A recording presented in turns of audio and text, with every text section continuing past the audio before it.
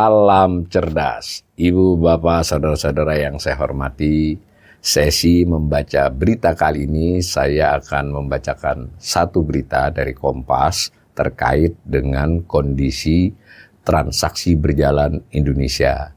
Nanti saya tambahkan dengan melihat sumber berita itu yang merupakan rilis dan publikasi Bank Indonesia tanggal 20 Februari 2024. Saya bacakan dari Kompas, judulnya Defisit Transaksi Berjalan RI 2024 melebar 4 kali lipat. Jadi judul berita ini sudah menunjukkan jurnalis Kompas memberikan assessment penilaian ya. Defisit transaksi berjalan melebar 4 kali lipat. Jadi memberikan informasi data sekaligus menekankan ini. Saya baca, neraca transaksi berjalan Indonesia pada 2024 kembali mencatat defisit yang melebar hingga 4 kali lipat dibandingkan tahun sebelumnya. Pelebaran defisit ini berdampak pada ketahanan eksternal dan tercermin dalam pergerakan nilai tukar rupiah. Berdasarkan data neraca pembayaran Indonesia NPI 2024, defisit transaksi berjalan tercatat sebesar 8,85 miliar dolar Amerika Serikat atau setara 0,6% dari produk domestik bruto (PDB) ya singkatannya. Angka ini meningkat 4 kali lipat dibandingkan periode 2023 yang mencatatkan defisit 2,04 miliar. Jadi kalau sekarang 8,85 yang tahun lalu 2,04 miliar dolar. Dan dari persentase atas PDB tahun lalu baru 0,1% dari PDB, itu yang ditulis Kompas. Nah, melebarnya defisit transaksi berjalan tersebut terutama dipengaruhi oleh surplus neraca perdagangan barang yang menyusut. Jadi satu faktor ya, neraca perdagangan barang susut. Pada 2024, surplus neraca perdagangan barang Indonesia tercatat 39,92 miliar dolar. Jadi surplus ya khusus barang. Nah, turun 13,7% dibandingkan tahun lalu. Itu yang diinformasikan Kompas kepada kita. Nah, ditulis lanjutan, merujuk NPI 2024. NPI itu neraca pembayaran Indonesia ya. 2024 penyusutan surplus perdagangan barang tersebut disebabkan oleh kenaikan ekspor yang tidak setinggi impor. Jadi tetap surplus ya, surplus artinya keseluruhan ekspor barang melebihi keseluruhan nilai impor barang pada 2024. Cuma menurut informasi Kompas yang berdasarkan data NPI, Bank Indonesia, neraca pembayaran Indonesia, Bank Indonesia, itu kenaikan ekspornya tidak setinggi kenaikan impor. Jadi kan berkurang surplusnya. Kinerja ekspor meningkat sejalan dengan kenaikan harga komoditas global di tengah penurunan permintaan negara mitra dagang utama. Sedangkan peningkatan impor dipengaruhi oleh kebutuhan ekspor dan permintaan domestik. Gitu ya tulis Kompas. Lebih lanjut, defisit transaksi berjalan turut didorong oleh meningkatnya defisit neraca jasa dan pendapatan primer. Jadi tambah 2 ya. Tadi barang saja ini neraca jasa, lalu kemudian neraca pendapatan primer. Adapun defisit neraca jasa-jasa pada 2024 meningkat 5,6% secara tahunan menjadi 18,66 miliar dolar Amerika Serikat. Sedangkan defisit pendapatan primer meningkat 0,21% secara tahunan menjadi 36,09 miliar dolar Amerika Serikat. Tulisan di Kompas ini, dari jurnalis Kompas ini melampirkan pula gambar yang di screenshot dari NPI. NPI itu adalah dokumen publikasi Bank Indonesia.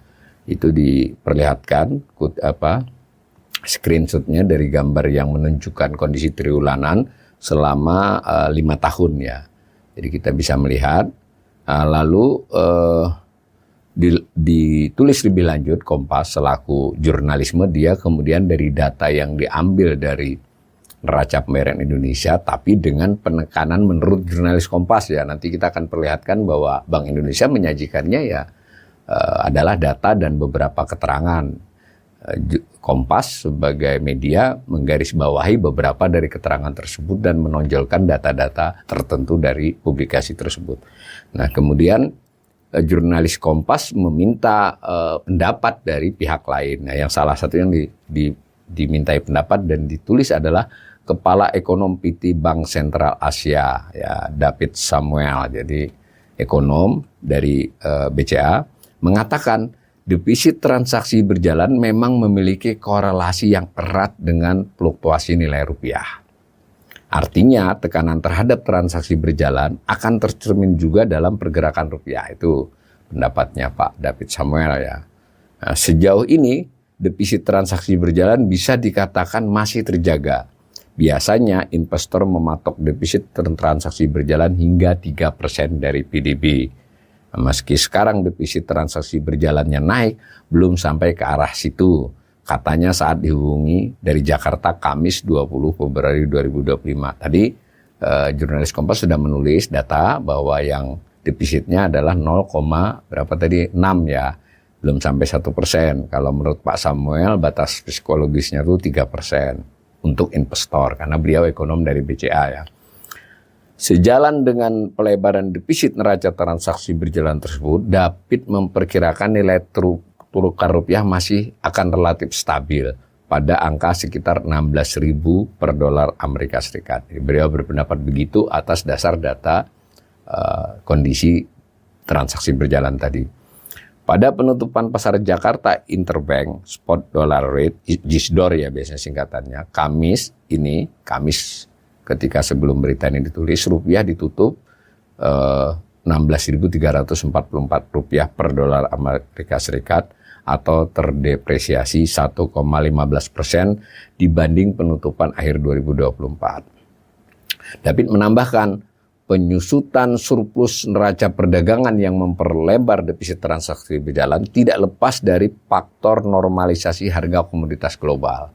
Normalisasi komoditas global ini karena dulunya tinggi sekarang menurun ke arah normal, ya. Belum rendah juga sebenarnya. Meski harga komoditas kopi, coklat, dan minyak sawit mentah CPO yang naik, harga batu bara dan mineral lainnya turun. Jadi secara umum, secara rata-rata komoditas ini mengarah ke normal. Ke depan, ini masih mengutip dari Pak Samuel, pengaruh dari kebijakan tarif Trump membuat ekspektasi perdagangan untuk semester 1 2025 ini masih negatif. Perdagangan global yang penuh ketidakpastian ini juga pasti akan berpengaruh ke Indonesia. Di sisi lain, dari sisi komoditas belum ada katalis baru kecuali kopi, coklat, dan CPO, tuturnya Pak Samuel ini yang dikutipnya. Dalam satu dekade terakhir, neraca transaksi berjalan Indonesia hanya mencatatkan surplus 2 kali, yakni pada 2021 dan 2022. Defisit transaksi berjalan yang tercatat paling dalam terjadi pada tahun 2018 sebesar 31,1 miliar dolar. Ingat tadi tahun ini cuma 8,85 tadi ya dari PDB, dan pada 2019 sebesar 30,4 miliar, itu 2,72% dari PDB. Jadi memang di 2018 dan 2019 itu defisit nominal dalam dolarnya lebar itu besar maksudnya. Kemudian secara rasio atas PDB juga cukup tinggi, mendekati 3%. Nah, menurut David, defisit transaksi berjalan yang berangsur-angsur terjadi dalam satu dekade terakhir, terutama disebabkan oleh defisit neraca jasa-jasa. Nah, sektor jasa yang berkontribusi atas defisit tersebut antara lain jasa asuransi dan dana pensiun serta jasa angkut perkapalan, jasa transportasi maksudnya ya.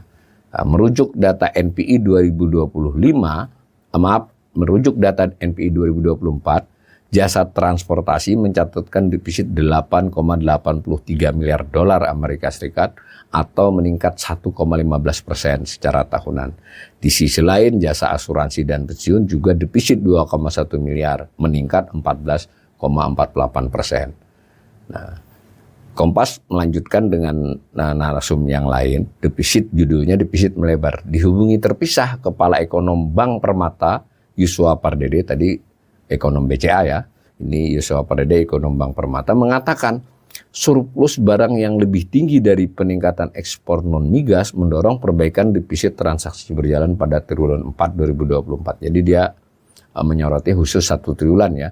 Namun defisit pendapatan primer melebar karena imbal hasil yang lebih tinggi dari investasi langsung dan portofolio. Jadi ini semua komponen-komponen transaksi berjalan ya. Tadi komponen barang, neraca barang, komponen jasa-jasa, kemudian komponen pendapatan primer. Pendapatan primer ini terutama sekali terkait dengan penerimaan dan pembayaran investasi ya, dividen maupun bunga. Kurang lebih begitu.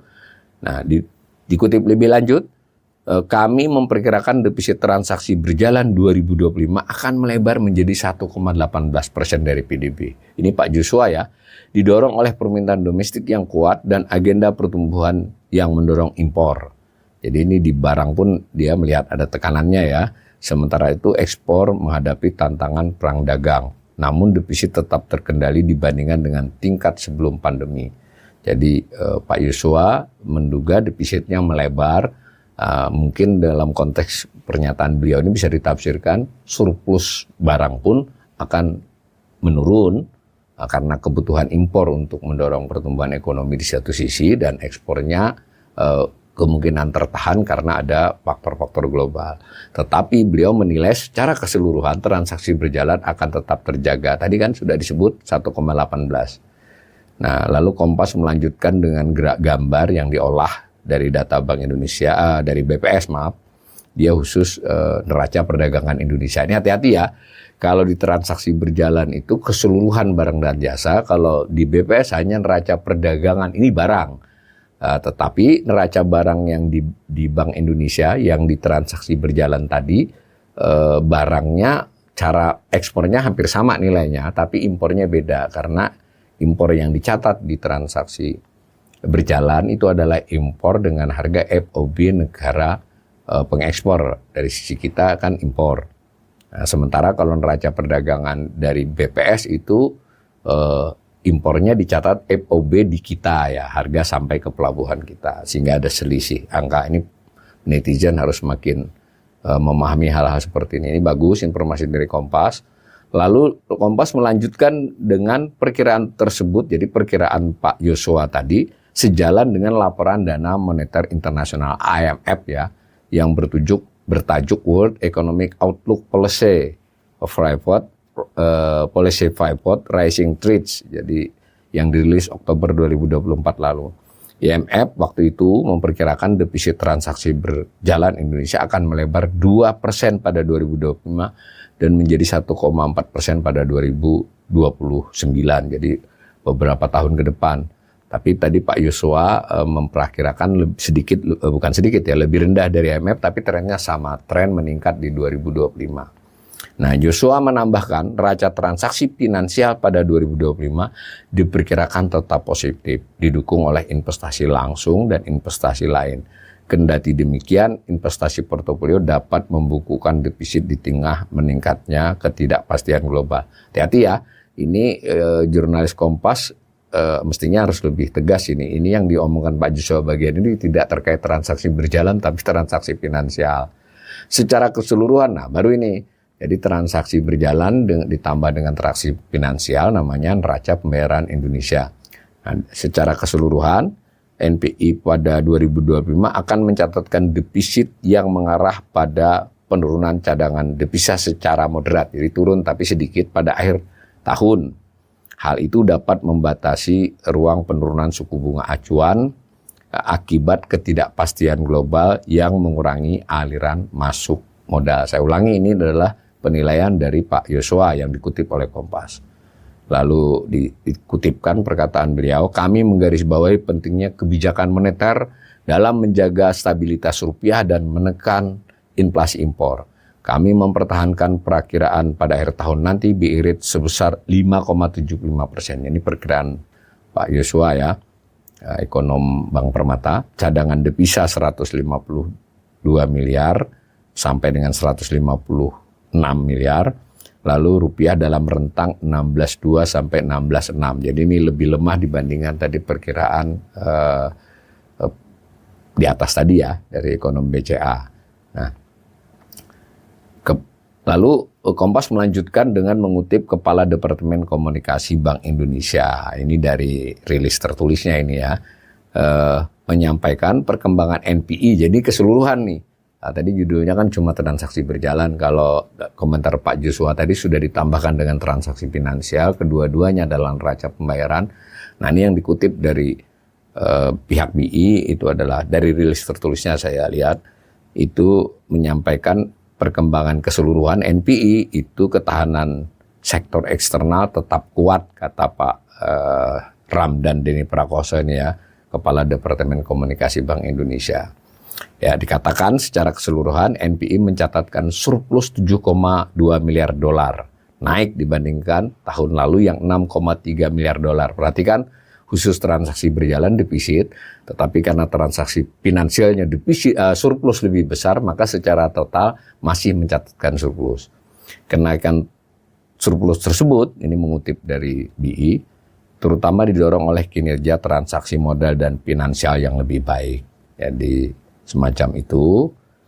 Seterusnya, ke depan kata Pak Ramdan, ini keterangan resmi, jadi saya ulangi kalau khusus Pak Ramdan ini bukan diwawancari tapi memang rilis dari Bank Indonesia. Kedepan Bank Indonesia senantiasa mencermati dinamika perekonomian global yang dapat mempengaruhi prospek NPI dan terus memperkuat respon bauran kebijakan yang didukung sinergi kebijakan yang erat dengan pemerintah dan otoritas terkait guna memperkuat ketahanan sektor eksternal. Pernyataan ini kayaknya hampir di setiap rilis tiap 3 bulan ya pernyataannya seperti ini ya. Kalau saya tidak salah silakan dicek.